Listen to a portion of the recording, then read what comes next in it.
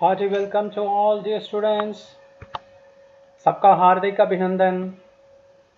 12वीं कक्षा के सभी बच्चों को इस ऑनलाइन प्लेटफॉर्म पर आमंत्रित कर रहा हूँ। मैं गोपाल कृष्णन चेन्नई के नंदनम में स्थित सरकारी महाविद्यालय के प्राध्यापक हूँ। यह एक ऐसा समय है कि कोविड-19 को लेकर हम घर के अंदर बंद पड़े हैं। आपके 12वीं की कक्षा ऐसे समय में शुरुआत हो रही है।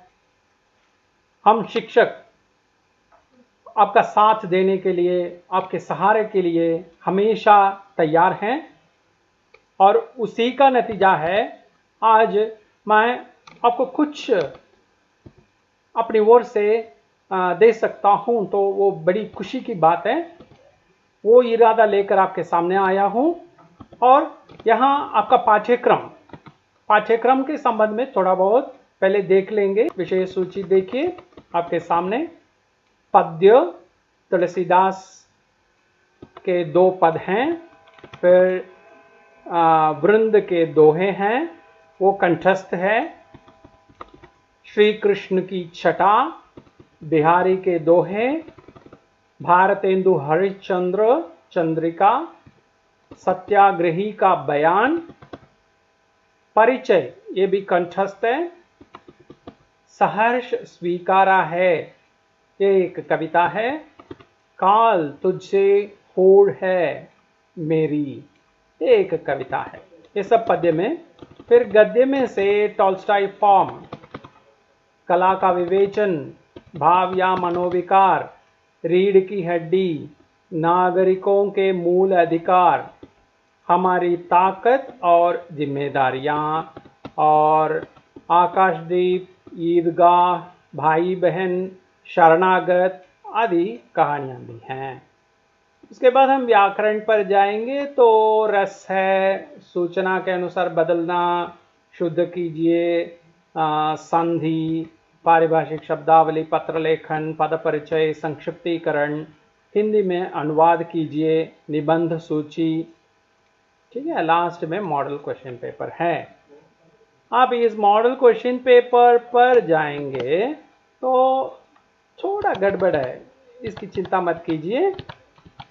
मैं आपके साथ ये लास्ट ईयर मतलब मार्च 2020 में जो क्वेश्चन पेपर है, नहीं जो बच्चों ने जो लिखा है, वो क्वेश्चन पेपर आपके साथ शेयर करूंगा।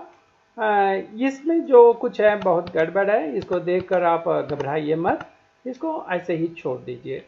में से 42 अंक के लिए प्रश्न आएंगे, उनमें से 30 अंक के लिए आपको जरूर लिखना पड़ेगा, 33% का है।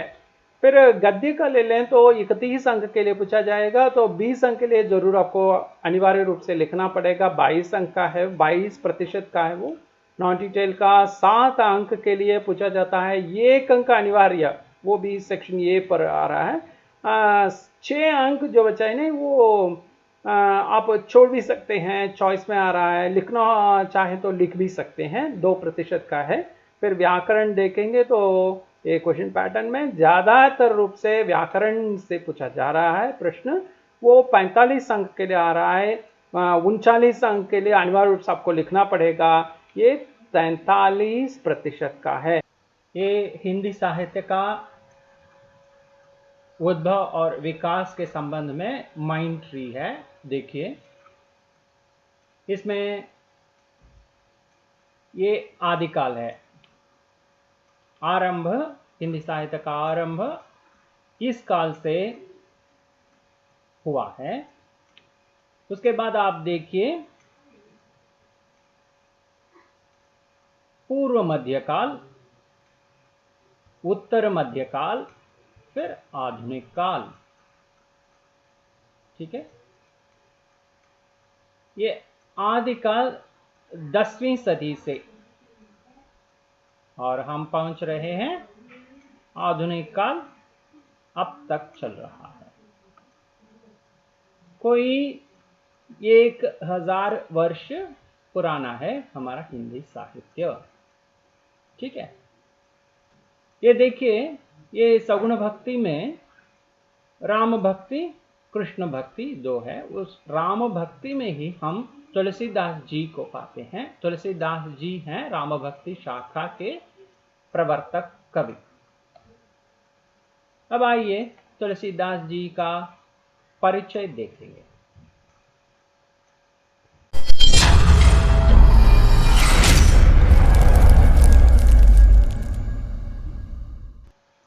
क्या है कि हमेशा प्राचीन साहित्य के संबंध में हम कुछ बोलें तो उसमें निश्चित रूप से कुछ बताया नहीं जाता है।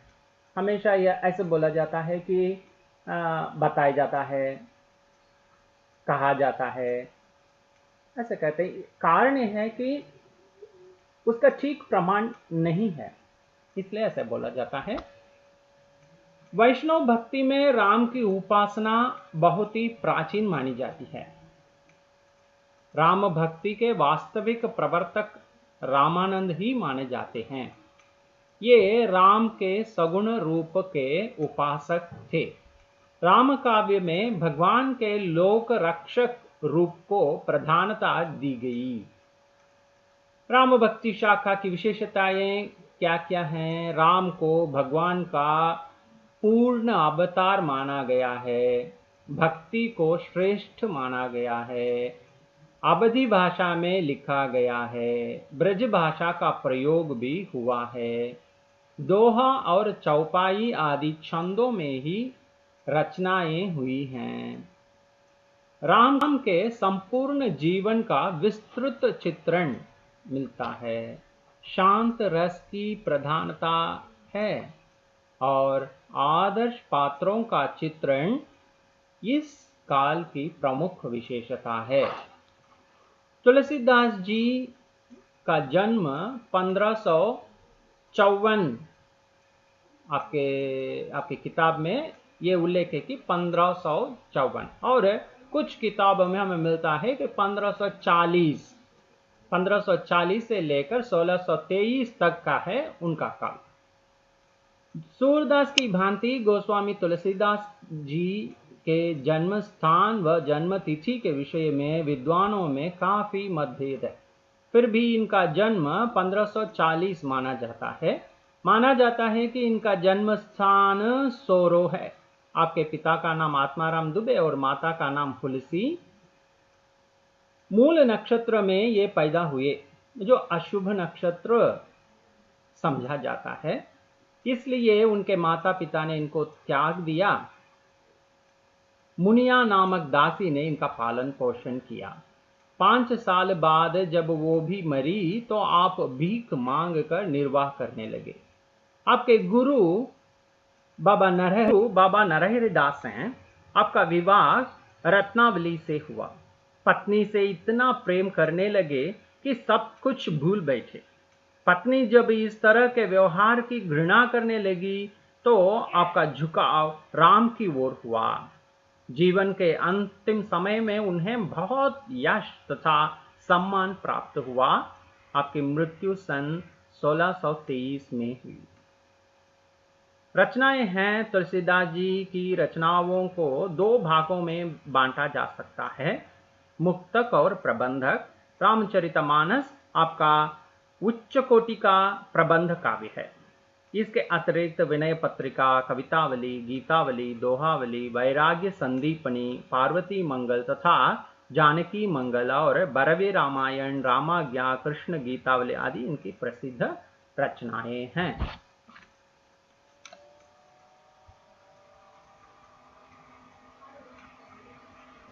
गाइए गणपति जगबंदन, शंकर सुवन भवानी नंदन, सिद्धि सदन गजवदन विनायक, कृपा सिंधु सुंदर सबलायक, मोदक प्रिय मृदु मंगल दाता, विद्यावारिधि बुद्धि विधाता, मांगत तुलसीदास कर जोरे, बसहि राम सिया मानस मोरे। क्या है इसका अर्थ है, ये देखेंगे।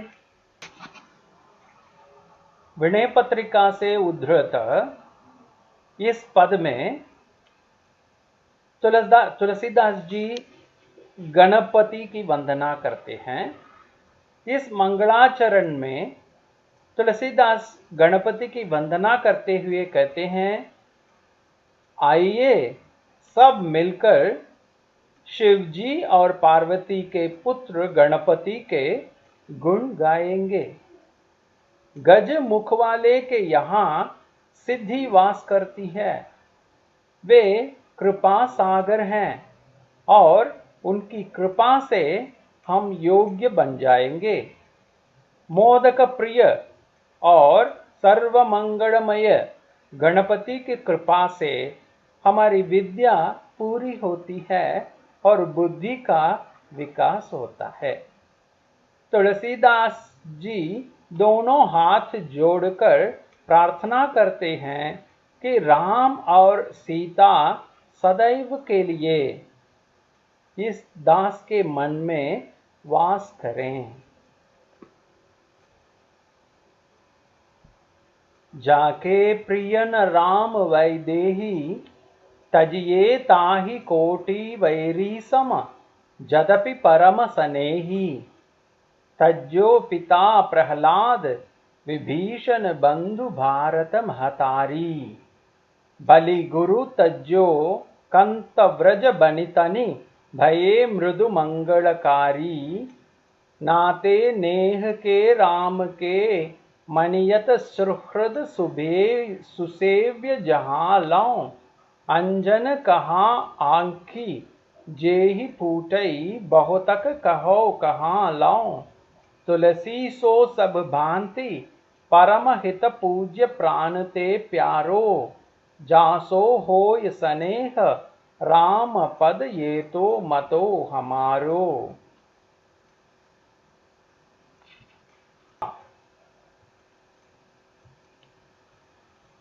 इस पद में तुलसीदास जी लिखते हैं कि जिसके लिए राम सीता प्रिय नहीं है, चाहे वो जितना भी प्रिय क्यों न हो, उसे करोड़ों शत्रुओं के समान मानकर हमें उसका साथ छोड़ देना चाहिए।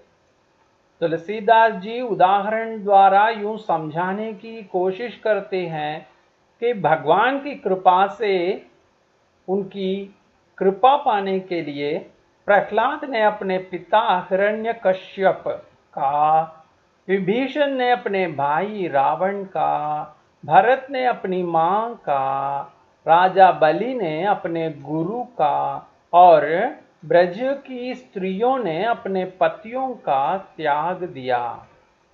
ऐसे करने से उन सबका कोई नुकसान नहीं हुआ है, उसकी जगह उनका कल्याण ही हुआ है।